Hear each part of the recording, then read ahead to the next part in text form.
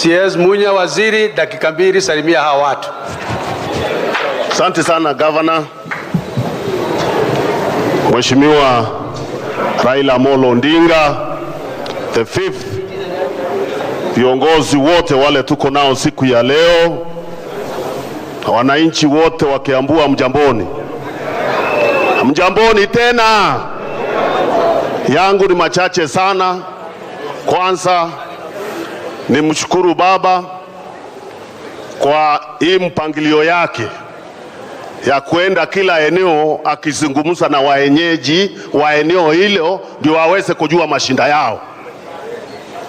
Kuna wengine kampeni yao ni kuzunguka tu kwa market bila hata kuongea na watu wajue shinda ni nini huko, ni kuendelea tu kuzungumza wao wenyewe.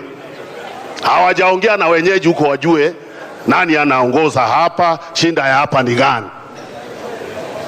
Pia baba ni kushukuru kwa partnership ile mmekuwa naye pamoja na president wetu Uhuru Kenyatta. Hii partnership ya kuleta Kenya pamoja, kwa sababu Kenya itaendelea kama tuna embrace wa Kenya wote. Kenya itaendelea kama kuna wale wa Kenya wanabaguliwa. Kenya itaendelea kama kuna Wakenya ambao hawana opportunity ya kujiendelesha. Kwa hivyo tunawashukuru nyinyi wawili kwa hii mpango ya Azimio ya kuleta Wakenya pamoja. Kuna wengine ajenda zao ni kugawa Wakenya. Ndio unaona wakienda hata mikutano wakisema kuna Wakenya mandoa.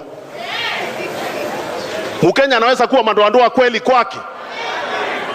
Hata mgeni yule ako Kenya si mandoa. Hakuna mtu mandoa. Kwa hiyo fitina na siasa ya aina hiyo, baba tunakushukuru wewe umekataa hiyo.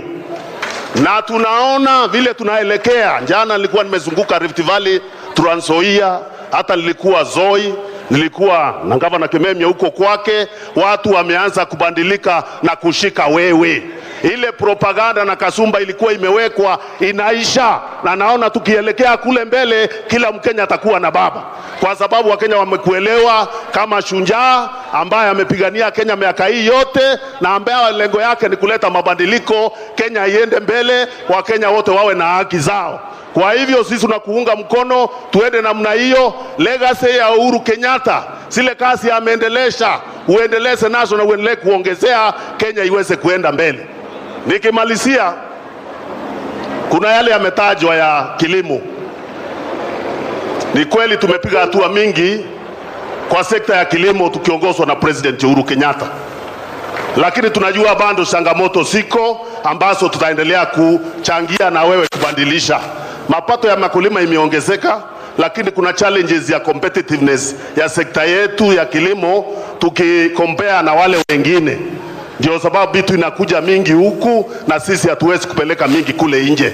Tumekuwa tukizungumza na wewe, tumekuwa tukipanga transformation ya sekta, tukichikia kutoka pale President Uhuru Kenyatta atakuwa amewachia na wewe uweze kuendesha.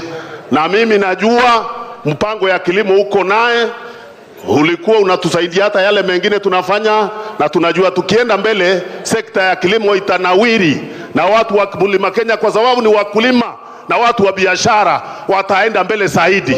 Asante sana, Mungu awabariki.